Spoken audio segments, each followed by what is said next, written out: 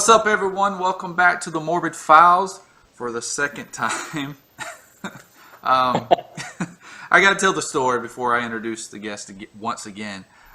We recorded, a month and a half ago? Yeah, I think so, something like that. Yeah, and it was like a 47-minute to an hour show, which was a great show, and then I go back to edit it and rewatch it and everything, and some reason my whole freaking recorder recorded it upside down, sideways, every which way there could be, and there was no way to fix it. And I finally got him back on. He's willing to come back on, and that is the one, the only, Kenny Caperton. Kenny, welcome. What's going on, Tex, man? How are you? Thanks for having me on again. I appreciate it. Definitely, man. Thank you for taking the time out and coming back on. No problem. How are you? I'm good. Hanging out, man. I can't believe it's almost October. I know, right? Gosh, time flies, which I love it. I love it. Yeah, me too. I see that you're staying busy, going and touring different places. You know, I see the pictures you post like on Instagram and stuff. I think you were at the house cool. of, I know what you did last summer. Yeah, I just went and saw all those filming locations. Right, and It Follows, I think you were on the same street on one of the sets. I drove basically all the way to Detroit. I kind of tricked my wife into saying it was a road trip vacation, but it magically ended in Detroit. Why anyone would end a road trip in Detroit, I have no idea. Well, you know, and I see all these pictures, but the one that made me jealous the most, I was like, freak. It was the one you were at the house for the original Teenage Mutant Ninja Turtles. I was like, that's awesome, man. Yeah, dude, because you know was filmed in North Carolina, and I've known that forever. Dude, I didn't even know that. Yeah, you know, and looking back at it, obviously a majority of it was film sets, but I knew there had to be a couple surviving locations, and I, did a quick search on the internet, and nothing came up, and I was like, Teenage Mutant Ninja Turtle fans are crazy. Like, there's got to be something out there about these filming locations. Right. And I looked and looked and looked, and there is literally nothing anywhere about.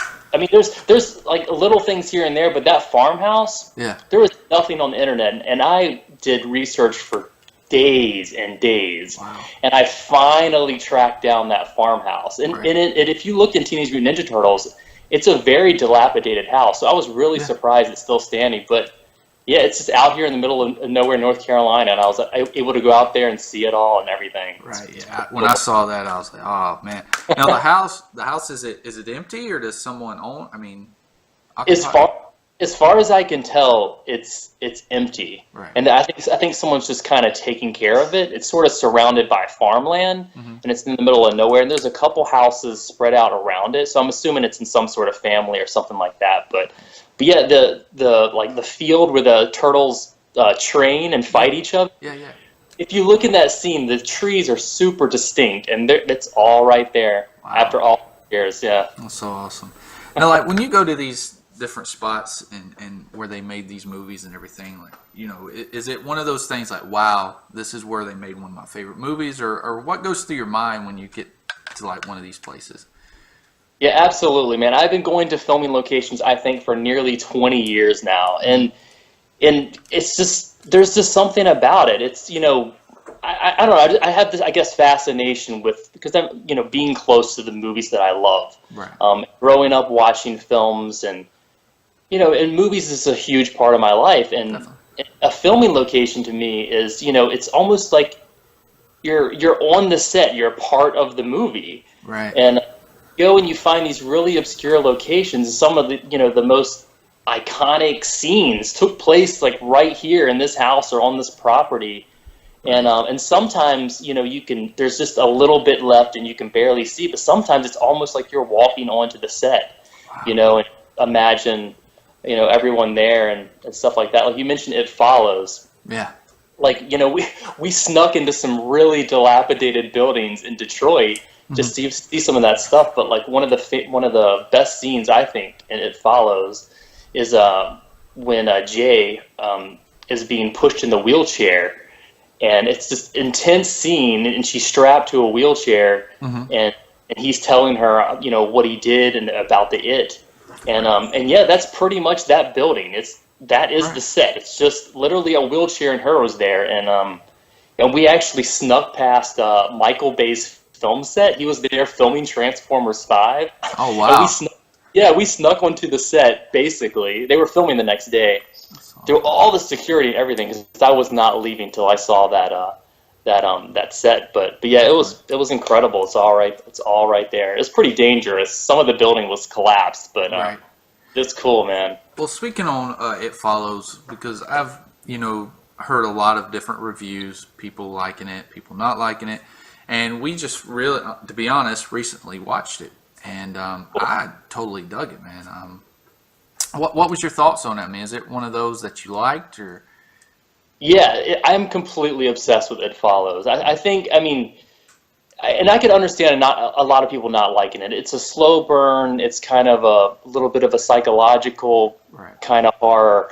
But to me, with the music, the story, the cinematography, the simplicity, how it builds suspense, I absolutely love it. And to me, it's probably my favorite horror film that's come out in the past 15 years, I would say. Yeah. So I was going to say too, it's original. It's something different, really, than what's, I guess, being shown right now in the horror genre. It took a different spin, I guess, what I'm trying to say, and I really like that about it too. You can definitely, I think, see the influences for sure of the classic '80s films. Oh yeah. But there's just something about it. When you think of horror films nowadays, pretty much every premise has been done to death, and it's very hard to come up with something original. Right. But I think what he did, this simple idea of this it following you, no matter what you do, and and it changes to different sort of entities or whatever. It's a very simple idea at the beginning of it. I think some of the simplest ideas, including something like Halloween, a guy in a mask who walks around, stalks people, and the big thing about Halloween was that it takes place in your home on a neighborhood street, and just that one idea makes it. You just resonate with people, and it makes it kind of extra scary. And I think that's what It Follows, did. It's something that's simple, but unsettling and frightening. Right. Yeah, I definitely dug it. Well, Kenny, if you don't mind, tell us a little bit about who you are and where you come from, and a little background on you, man. Sure. Yeah. Kenny Caperton. I'm the crazy guy who built a life-size replica of the Michael Myers house from John Carpenter's Halloween that I live in right here. But yeah, man, I've been a horror fan my entire life. I grew up watching, horror films on late-night cable television. So for some reason, my parents allowed me, to do that. But I grew up I was born in West Virginia. I kind of grew up in the Virginia Beach area, though. And I moved out to North Carolina in the middle of high school, went to college in the mountains in Asheville, and studied graphic design and photography. But yeah, I've been a horror fan my entire life, and here we are. Right, here we are. No, I was watching on your website, you got where you were on Dr. Drew a while back. I don't know, how long has it been since that was filmed? The Dr. Drew thing was in, I think, 2011. We started building the house in 2008. We moved in at the beginning of 2009. Right. Yeah, and that was kind of the pinnacle so far of the craziness was in 2011. Right. Yeah, I was watching it, and he seemed like he was trying to, I don't know if he was trying to get you to say something like something happened to you, the reason you're obsessed with horror films or something, but it was quite comical, to be honest, the way he was trying to go with it. Yeah. I mean, the whole experience was weird. To give a little bit of backstory, in 2011, when I built this house, I didn't know if I knew there was a small group of horror fans, specifically Halloween fans, who'd be like, oh, that's pretty cool. This guy's and a huge fan. That's awesome that that he did this. And I knew there would be like local people or people like this guy's a Satanist. He's crazy. He's killing babies and burying them in his backyard or whatever. But I never expected the amount of attention that something like this would get, and that it would become mainstream media. I mean, that year it started off with an article that CNBC did, I think, and then they put it on the front page, and then it got on the front page of AOL, and on the front of Yahoo.com, and then they mentioned the house on Good Morning America. So it was crazy, and the next thing I know, I get a call from the producers in Los Angeles for Dr. Drew's new Life Changers TV show. Mm-hmm. He's like, hey, can you come to Los Angeles, from North Carolina? Can you come here in, I think, 3 days? They gave us 3 days notice. Wow. I was like, yeah, okay, what, yeah, sure, I can do it. I had a ton to do, it's 3 days before Halloween, so I'm kind of going crazy at that point. But and at that point, I had never been to Universal Horror Nights, and I always wanted to go there, so it was kind of an excuse to fly out to Los Angeles for free to go to that. Right. But yeah, the whole experience was cool, man. I mean, they gave us our own dressing room, flew us out there, put us in a hotel just for this stupid little 5-minute segment. But it was really kind of overwhelming. I had never, we didn't meet Dr. Drew until literally we were on the set, and they filmed it, basically live. I mean, there was no cutting really. It was just kind of, he asked questions and it happened. But yeah, everyone was dressed up in costume, including Dr. Drew. And, the stage was decked out in this Victorian furniture and dry ice and skeletons, and just Halloween decorations. It was amazing. But yeah, so he kind of tried to analyze me and say, we're traumatized, by Halloween as a kid, and which, partly is kind of partly true. I mean, if there is one film that affected me the most as a kid, it was probably Halloween.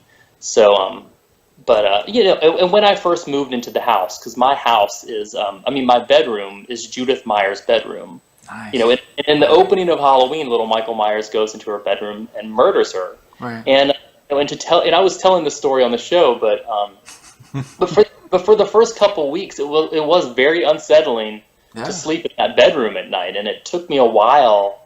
We were building this house for over a year, and it took me a while to get settled in that bedroom. But he was kind of going far more with it, but I was playing along. But it was a cool experience. Yeah, I bet. Well, Kenny, going back to horror movies and stuff, what was, I guess, your first, if you can remember, as a kid, your first horror movie? Was it Halloween or was it something different? God, I don't know. I've been watching.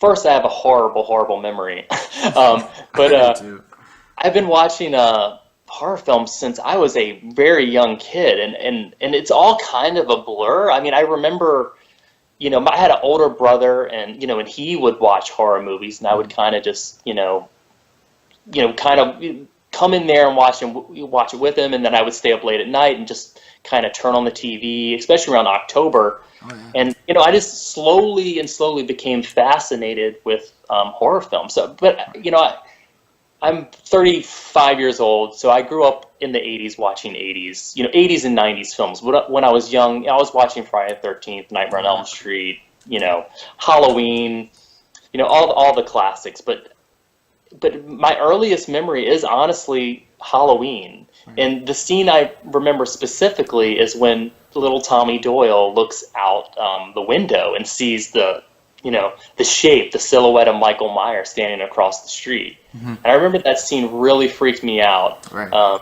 But yeah, just kind of all the classics. Yeah, when I was younger, I think my very first that I can remember was Night of the Living Dead.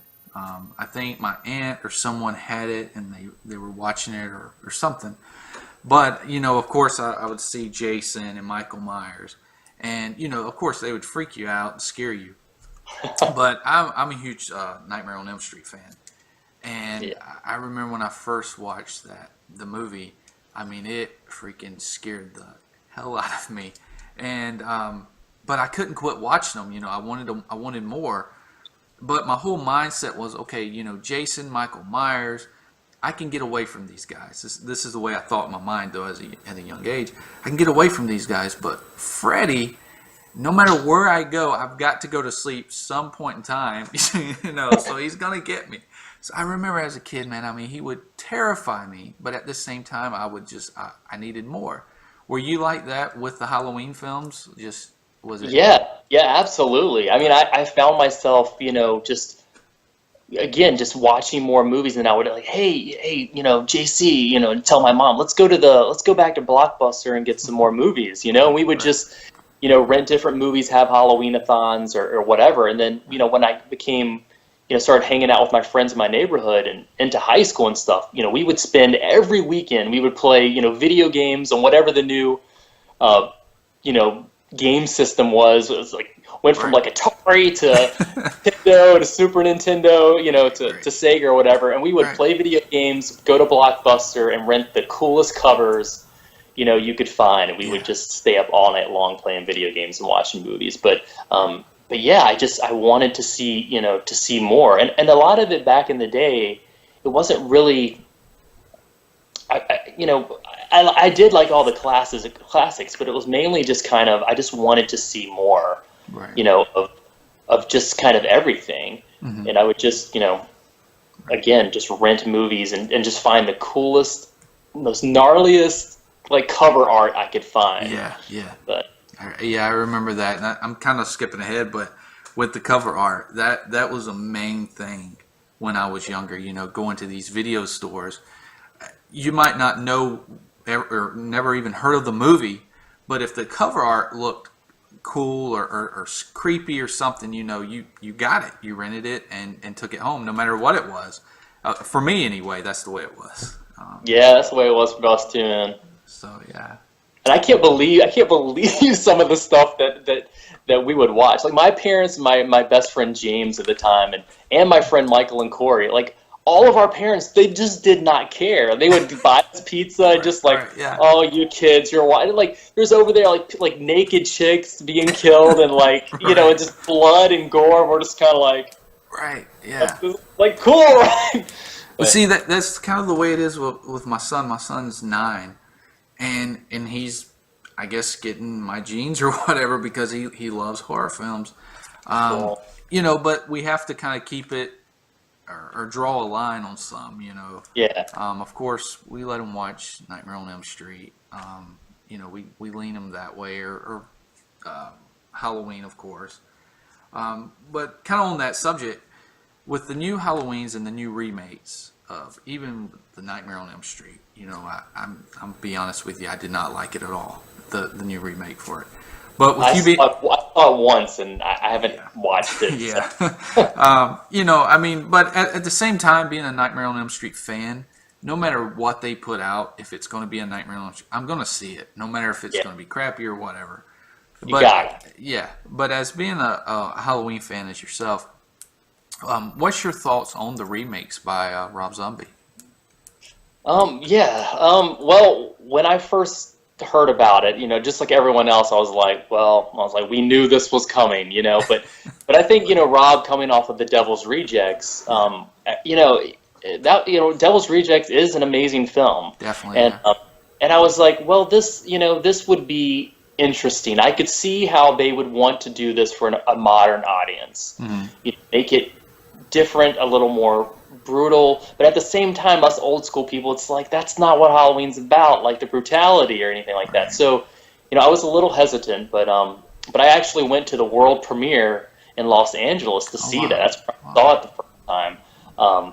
So I was, you know, so it was this huge, you know, kind of event, and Harvey Weinstein is right there giving a speech, you know, and Rob and, you know, and the whole cast is there. So, you know, had, you know, big eyes, but I really liked the prequel stuff, surprisingly, like with young Dig and stuff like that. Like that kid, he is pretty creepy. Yeah.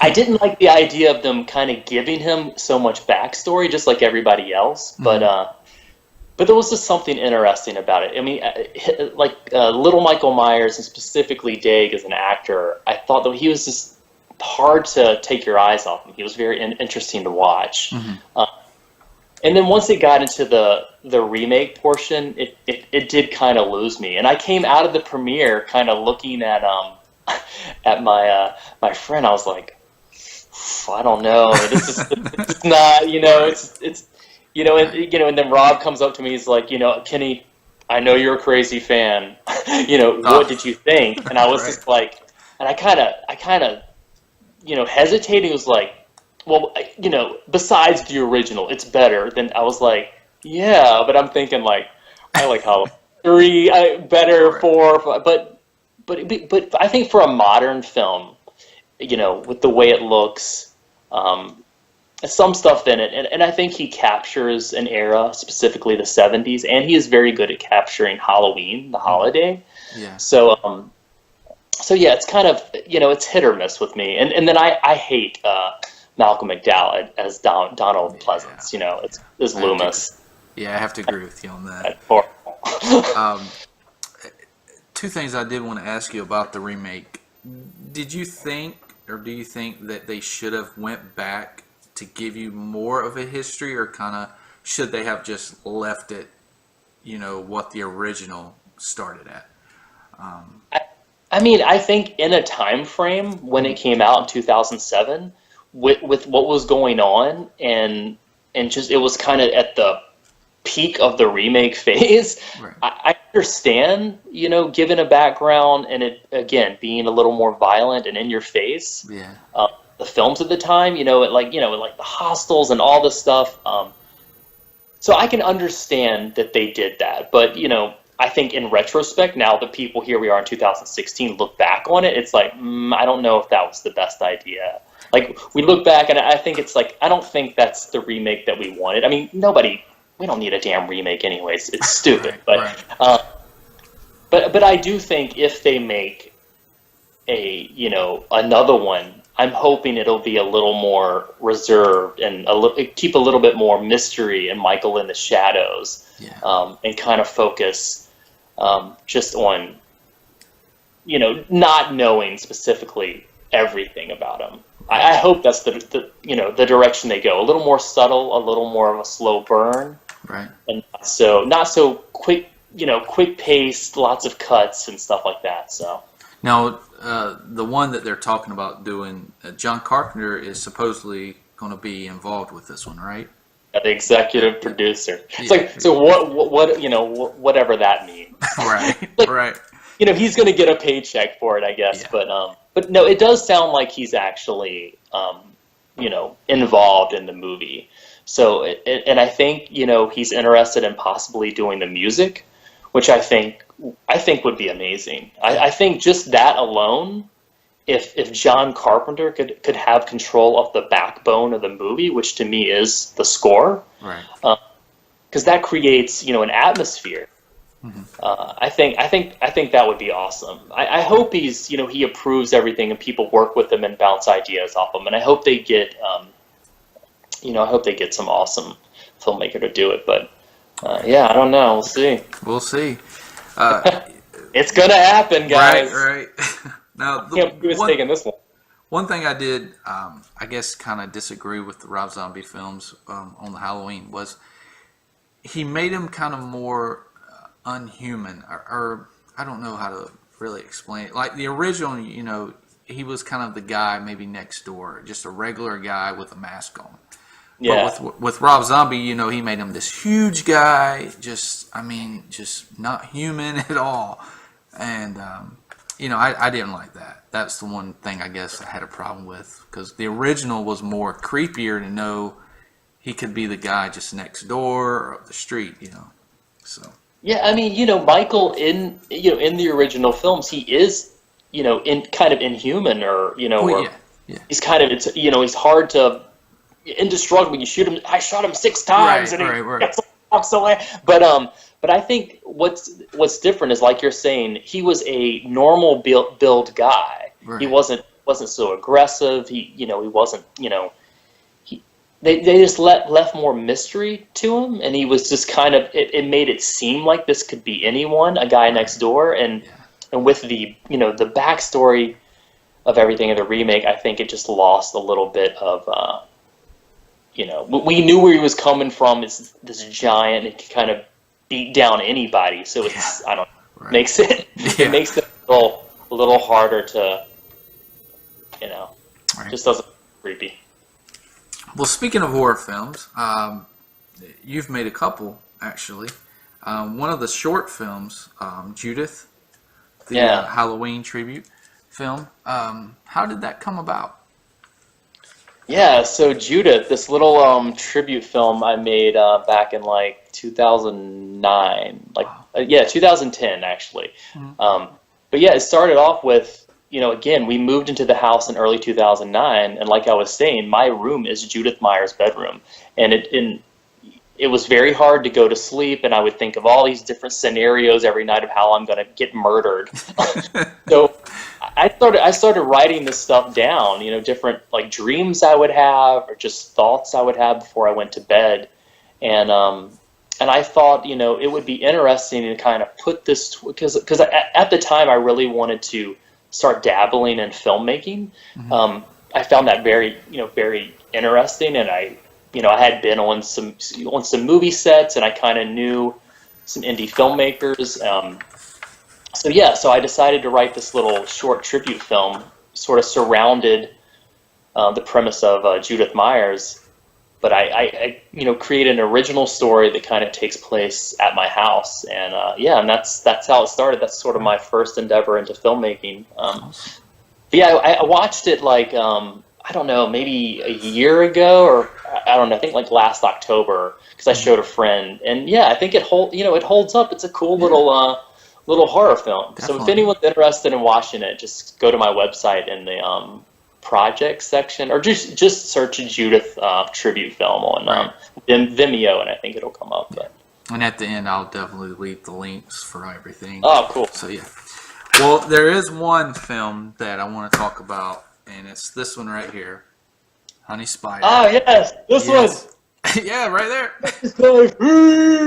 Now, I want to say what we were talking about before we hit record and everything was, I don't guess you mind if I show, but if you don't rewind, man, that took me back to childhood. I remember renting movies, and they would have those things on there. If you didn't rewind it, it'd be like 50 cents to $1. It's freaking awesome, man. The whole way you did this film, it's just unbelievable. Thanks, appreciate it. And the artwork, I mean, is totally nice. How did the Honeyspider come about and come to be, I guess? Yeah, I mean, Honeyspider is my first ever feature film, original feature film that I made. I wrote it and produced it, and and I had it, after Judith, and living in this house. That's one thing that I didn't expect. Another thing I didn't expect living in this house was all the filmmakers that would contact me wanting to shoot tribute films or just anything. So. Right. So all of a sudden, I had all these people coming to shoot Halloween fan films and original short films and commercials and little things like that. And some of the best, I think, fan films have been Halloween fan films have been shot here, which is really awesome. Like, to be a part of it, have my house be a part, another level of fandom, I think is incredible. But and I worked with some other local filmmakers making short films, and they were really fun. But I really wanted to make a feature film, something just completely original. So I took, I think, about a year and a half, and I wrote Honeyspider. Mm-hmm. Nice. It takes place in 1989 on Halloween Day, mm-hmm. And it follows a college student, Jackie Blue, and it just so happens to be her birthday, and it kind of follows her through the day. She works at this cool vintage movie theater, and they're showing horror movies. And all the while someone's following her and stalking her, and then things progress and get weirder, and she starts seeing tarantulas and stuff like that. But yeah, it's something I wrote in my bedroom, and Yeah, and we shot it, I think, in about, I think 12 days. Wow. We broke it up into two different parts. But yeah, it kind of embodies everything that I wanted to put, in a horror film. Because I have no intentions of being a filmmaker. I'm just a fan who wants to make a movie that I would love and hopefully other people would dig too. Right. But yeah, it's, as you see in the cover artwork, I wanted it to be, something that you would see in the 80s and pick off a shelf. Yeah. I put a symbol in it that, that kind of represents the film. But yeah, and it got really great reviews, and we got worldwide distribution on it, which is absolutely incredible. But yeah, the VHS was something, that I really wanted to do. Right. And I put all of my work, into it, making it look authentic and doing the intro that looks like it's straight out of the 80s and stuff like that. And I got one, ladies and gentlemen. Yeah, there's only 100 of those. So. Got one. Yeah, man, it's great. Now, I have to ask, the creepy professor. Yeah. Who is that guy? Yeah, it was this actor, Frank, that I found. I actually wrote that role specifically for my friend Robert Hallbrook, but sadly, his mother passed away, and he was just going through a lot of hard times, and he just didn't feel like he could give it his all. So I went kind of looking locally through casting agents and stuff like that, and I found this guy, and I just saw his face, and I was just like, this guy, just his look alone would be perfect. Right. And I contacted him, had a conversation with him, and yeah, and he just got it. He brought everything to the role, came super prepared. He was, going into specific ways that he researched of how to stab people and stuff like that. So I was like, like, way to go. But right. But yeah, no, he's great in the film. He's kind of the he gives sort of the lesson of Halloween, and he's the creepy college professor you don't really want to have. Right. Yeah. When I saw that, I was like, damn, this is pretty good. He plays that part great. Oh, I'm glad you like it. But yeah, it's for those, it's a small movie, it's a bizarre movie, it's a slow burn, but it's for people who dig those kind of cult films for sure. Like looking now that we have a year of reviews, people either love it or they absolutely loathe it. So, which I guess is kind of interesting, Right. And good, but I put everything into it, so right. I'm just happy it's out there, and Well, I definitely dig it, man. I think it's awesome. I mean, seriously, cool. I don't say that just to blow smoke because you're on my show, but yeah, it's definitely awesome. Thank you, appreciate it. Now, let's talk about. I guess we've been hinting around and talking a little bit about what everyone knows you for, pretty much, and that's the house you're sitting in right now, the Myers house. Was it 2008 that it came to be? Yeah. Well, that's when we broke ground and started. Started building it. Nice. Now, how? I mean, was it just something you said one day you woke up, said, "Hey, I'm going to build the Myers house. I want a replica of the Myers house," or was it something that you planned for, or just always knew, or what? Yeah, it kind of came out of nowhere a little bit. I mean, I had joked and teased with people, if I could live in one house, if I could pick one house to live in, it would be the Michael Myers house. Right. And I just, I never really thought anything, more of it than that. And me and Emily, my wife, we moved from Virginia, we moved to North Carolina, and we were living with her mom, saving up money to find a starter home and to buy a starter home. Mm-hmm. And we were kind of going around, looking at different houses, and I just wasn't super happy with what we were finding. Right. And in that time when we were house hunting, it was when I went to the world premiere of Rob Zombie's Halloween. Okay. And we came back, and I started looking through you know, because we treated it as like a little vacation, and every time I go to Los Angeles, which, you know, is not that many, I haven't been that many times, but every time I go, I have to go to the original Myers house.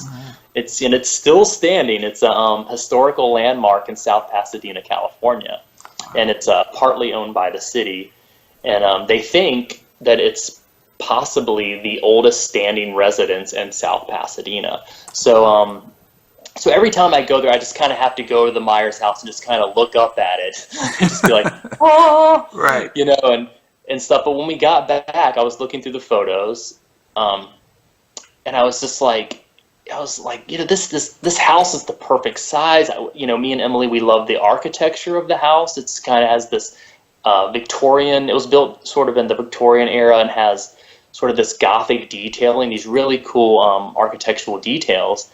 And I was just like, this house would be perfect. I was like, what? So I was like, I wonder what it would cost or what I would have to do to build a replica of this house. Right. And literally in 5 minutes, I was on the phone with South Pasadena, California, the city, trying to find blueprints. Yeah, and I searched everywhere. I talked to all the different owners, people that have lived in the house, you know, the tax office, the city, everybody, to try to find blueprints for that house, and I just don't think they exist because the home is so old. Wow. As far as I can tell, it was a kit house that was brought in by the railway, which makes sense because it's located very close to the railway. So yeah, it was just kind of this crazy idea that I had, and then slowly I would kind of figure out what it would take to make, you know, to build it, and we hit every little milestone one by one, and it got to the point where it's like, wow, I think I can do this. Yeah. But yeah, so that's just kind of where it started, man. Awesome, man. I think that's really cool because you mentioned you're 35. Yeah. And I mean, you're living the dream, dude. I mean, living life your way. I think that's just freaking awesome. Yeah, we built this when I was 26 years old. Wow. Yeah. I mean, and, you know, and most 26 years old are not even thinking about. I don't want to say everybody, but most 26-year-olds, you know, are not thinking about, I guess, a home, a permanent home at that time, much less a replica of, you know, something they really enjoyed or want. I think that's really cool, man. Thanks, man. I mean, I'm a very passionate person, and I've loved horror films my entire life. Halloween's been my favorite movie forever. I love the season. Yeah. You know, I have all these great memories of trick or treating, so it kind of embodies everything, you know, that I love, and I'm also kind of a, you know, very chill person. I kind of like my own space, so I really wanted to kind of like build or buy a home and kind of that be, you know, the place where I'm at. Although it's a little nerve-wracking that I've kind of chained myself to this house because it would be hard to ever move from here. But yeah, so it's, you know, right. Yeah, awesome. It's crazy, man. Definitely. And you're sitting right there in front of the pictures you post a lot on Instagram and Facebook and stuff. And I love this room you're sitting in with all the collectibles and stuff. I think it's really awesome. Yeah, this is my office. So. Right, awesome, man. Emily lets me go like crazy in here, so I've kind of put just shit everywhere. Nice. I think I saw that you repainted it or whatever, right? Yeah, it's red now. Red. You can't really see it with all the crazy lighting, but yeah, we've actually repainted I would say 90% of the interior of the house this year. Like, wow. Like we've just went kind of berserk. I don't know. I'm kind of redoing everything, but I've literally ran out of room to put posters in the entire house. There's movie posters just covering the walls, but it's cool. Nice. Now you've got a big event coming up in October at the Myers house. Yeah. Halloween at the Myers house, right? Is that what it's called? Yeah, it's our 8th annual Halloween bash. Wow. This year. Yeah, I can't believe we've been here 8 years. But yeah, every year I have this huge party.